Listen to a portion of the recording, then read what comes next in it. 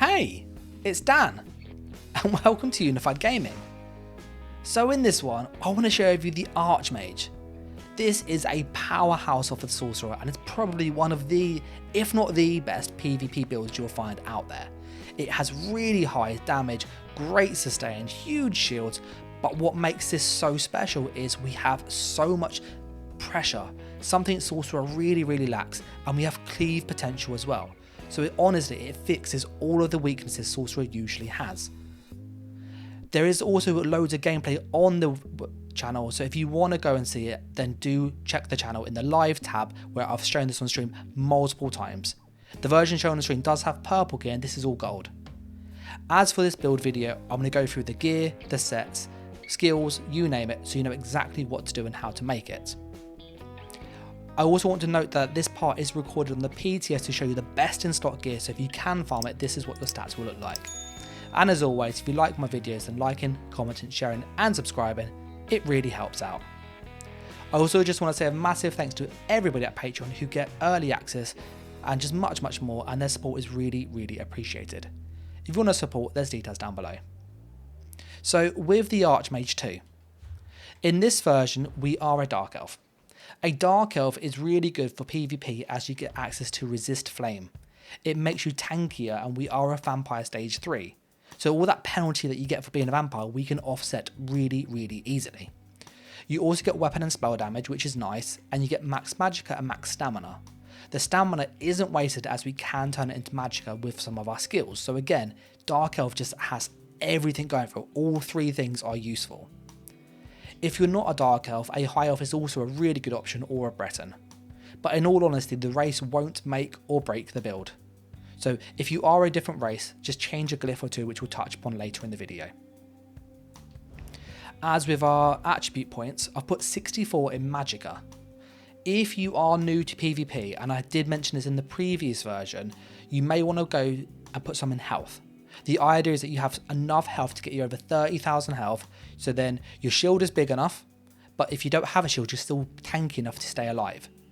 This is obviously more riskier because you have slightly less health and you could be in gank sort of territory. So if you find that you have lots of Nightblades, maybe drop some health, magicka and go for health. But please note, we are wearing Death Dealer's feet, so this will go up to like 33,000 health roughly. So we have loads and loads of health when we're fully buffed. With the stamina, it's pretty respectable, and our sustains shoot through the roof once more. For our Mundus stone, we are using the Lover Mundus for more penetration. This is really helpful, and with some of our debuffs, we end up getting over almost 14,000 penetration. It is a lot of penetration.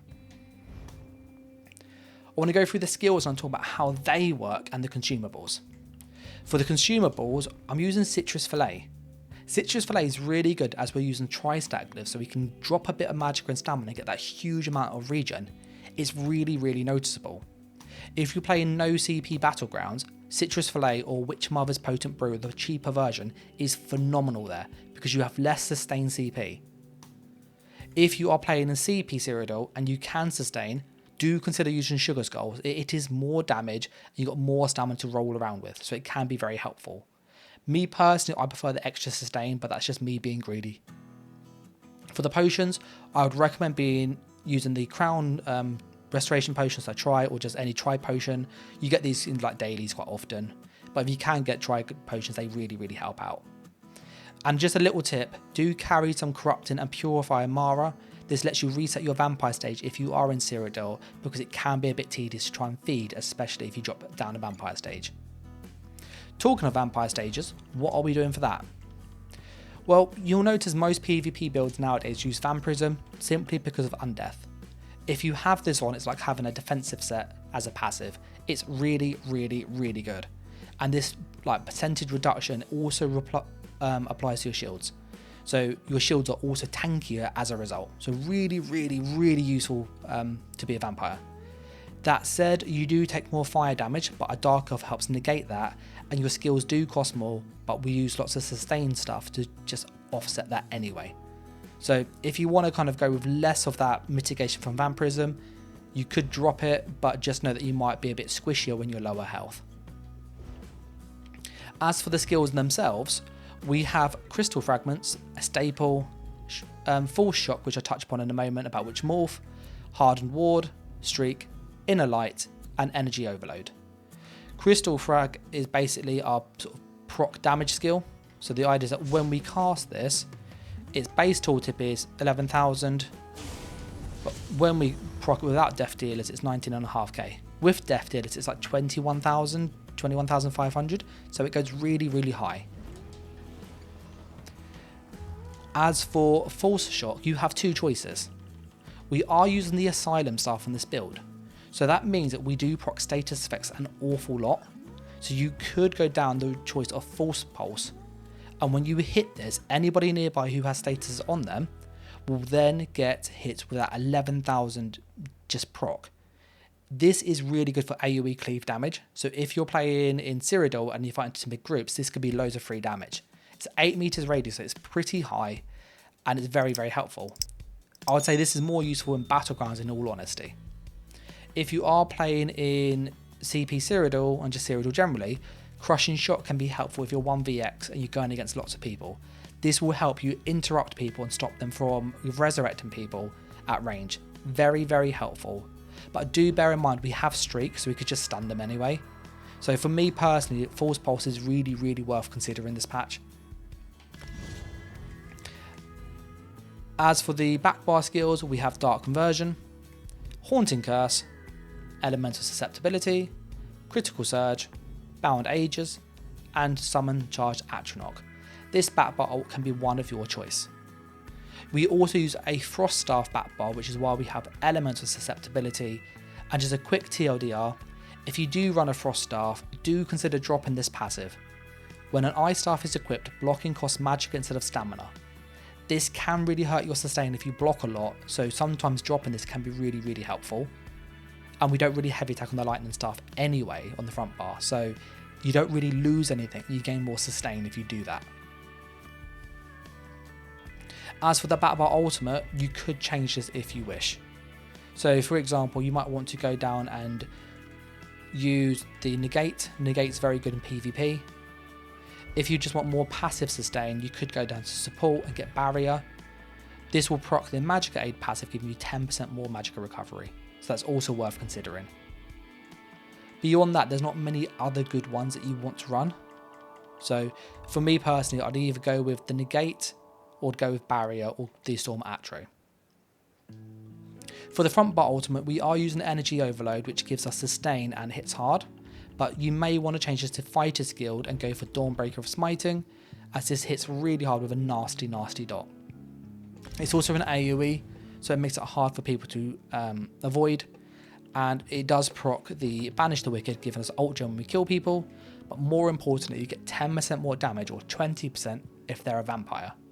So if we fight people who are vampires, we get 20% damage on this ultimate, which is really, really good. So do consider using Dawnbreaker.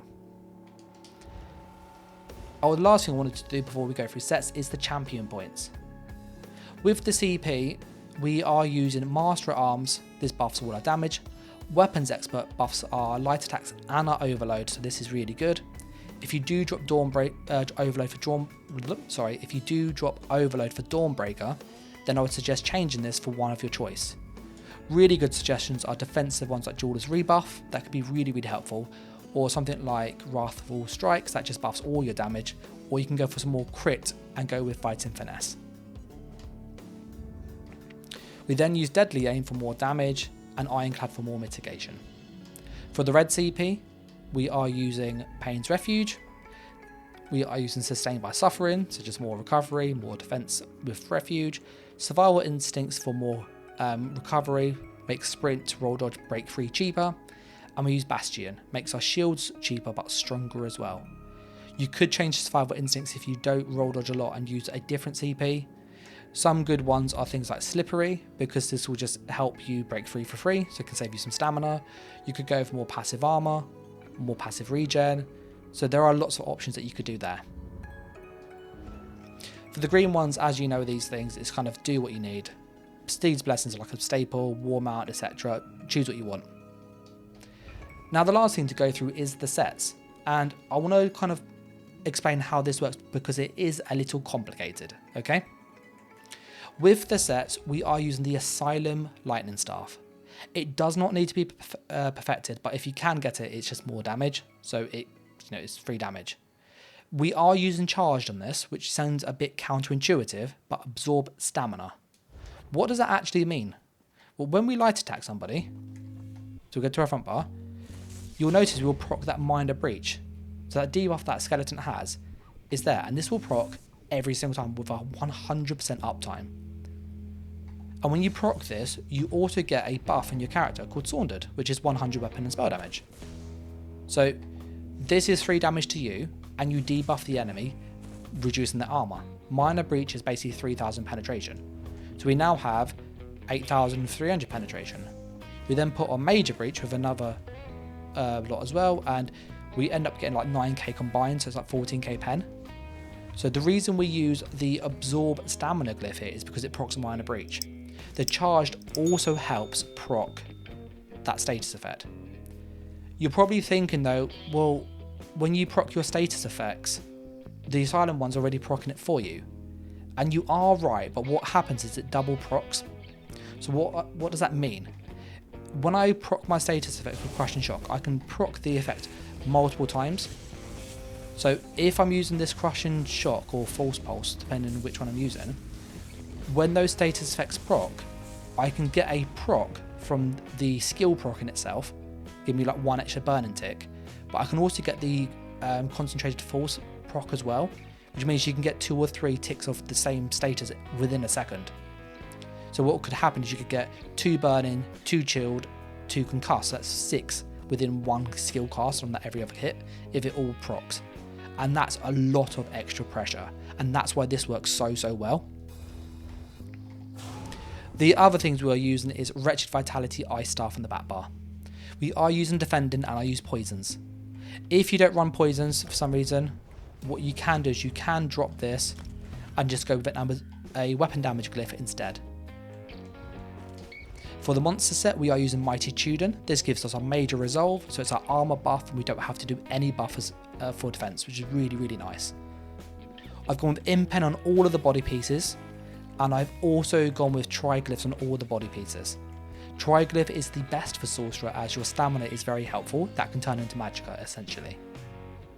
As you get more versed with the build, you can drop some Impen for well fitted. And for the loadout, it is a medium Mighty Tudor helmet, a heavy Cuirass of Trainee. We have 2 Trainee, as you'll see in a moment. We have medium Mighty Tudor shoulders. We have a sash of Wretched Vitality. This is light armor. We then have gloves of Wretched Vitality in light armor. This could be medium if you prefer. We then have greaves of Trainee, so this is heavy armor. Again, that's our second Trainee piece. We then have boots of Wretched Vitality. This is our medium armor piece here too. What you'll see is Wretched Vitality turns off when we're on the front bar, but when we switch to the back bar, it now turns on. So when we're in combat and we cast something like Power Surge or Crit Surge, and we use a Dark Conversion, we can proc the major and minor region buffs, and our sustain jumps all the way to 2000 instantly. With the potion, we're on 2500 regen already. Really high sustains. With the jewelry pieces, I use 1 piece willpower on the neck and 1 piece on the ring, so it's 2 willpower total, both arcane. I've gone with recovery and recovery for the willpower pieces, and then Death Dealer's Feet, we've made arcane with a spell damage glyph. Now with this, you may want to change this to recovery if you are new to the build, as it gives you just so much more sustain, but we are using regen foods and stuff anyway, so it's not essential. But that's kind of the sets and how they work. I just want to give a few kind of ways you might want to modify this to meet your playstyle. And I'll show you what the build looks like fully buffed up with Death Dealer's Feet. As you'll see on this part, we are on the PTS, so we don't have this much transmutes and stuff. But with the jewelry, you may want to consider Swift. You do lose a little bit of magicka.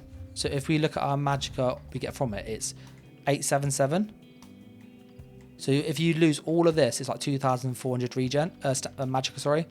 So with the extra boost, it's about sort of 2,800.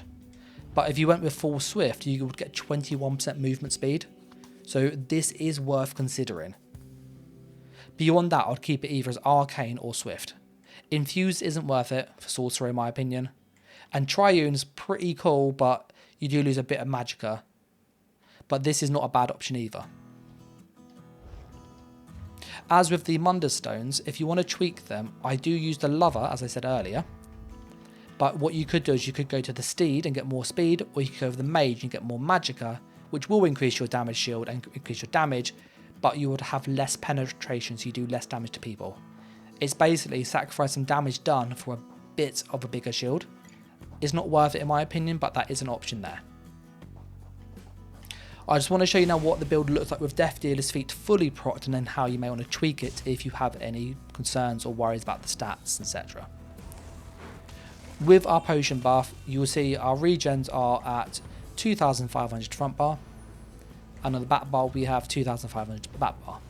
When the CP procs, it goes to almost 3,000 because of how it scales, so it's really high sustain. And our defense buff, we have 24,000 spell resist and 23,000 physical. They are on the lower side in all honesty, but we are a vampire. The vampire stage 3, very, very powerful. The other thing to also note is that because of our magic pool, which is still climbing, we have like 45, 46,000 magic, and that means our shield gets really high. In PvP, it's about a 14,000 shield on this build, so it is a really, really, really high shield. You can see that when we have Death Dealers fully procced, we have over 22,000 stamina and over 30,000 health. So with this setup, we do reach that 30,000 health threshold. We do have 45, almost 46,000 stamina, magicka, sorry, and 22,000 stamina. And as for our damage, we have almost 4,000 spell damage. So this has everything you need. It's got great sustain, as you see the sustain is through the roof, really high max resources, good damage numbers, and just really high defense. Honestly, it is one of the best sorcerer builds I've played in a long time, and I would highly recommend trying it out. You might be thinking, I don't have the Asylum staff. You could drop this and then go with the Crafty Alphique version that's already on the channel, but this is well worth the farm. But yeah, this video has been long enough as it is. I'd like to know what you think of the build and how we've tweaked it and modified it. And as I said, if you want to see gameplay, there is videos and stuff on the channel already in the live tab, so do check those out. But as always, I want to say a massive thanks to the support and just all the people that just like, comment, share and subscribe. It really helps out. But also a big thanks to everyone at Patreon. If you want to support myself there, there's details down below. But as always, I'll catch you in the next video. So thanks for watching guys, take care and bye.